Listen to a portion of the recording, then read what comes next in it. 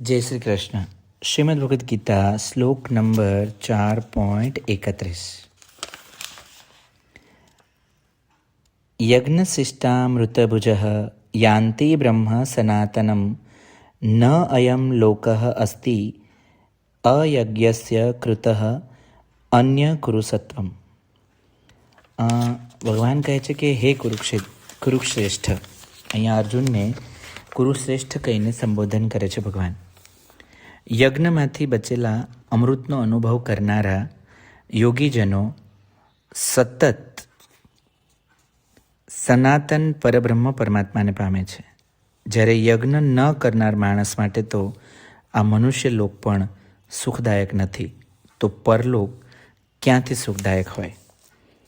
અહીંયા આ વસ્તુ ખરેખર સમજવા જેવી છે કે જેને આ લોકમાં સુખ નથી ને એને પરલોકમાં પણ સુખ નથી. એઝ અ લીડર આપણે આપણા ધંધામાં સેટિસ્ફાઈડ હોવા જોઈએ.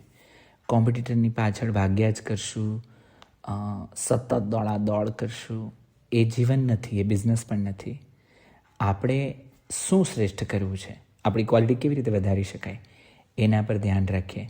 બાકી તમારે આખી દુનિયાને સર કરવી છે અને આમ મારા ગોલ પૂરા થઈ જવા જોઈએ, અને જો તમને એ બધું જ કરવામાં ક્યાંય સુખ નથી મળતું, તમારા ફેમિલીને, તમારી હેલ્થને તમે દાવ પર લગાડીને કરો છો, તો ખોટું કંઈક કરી રહ્યા છો.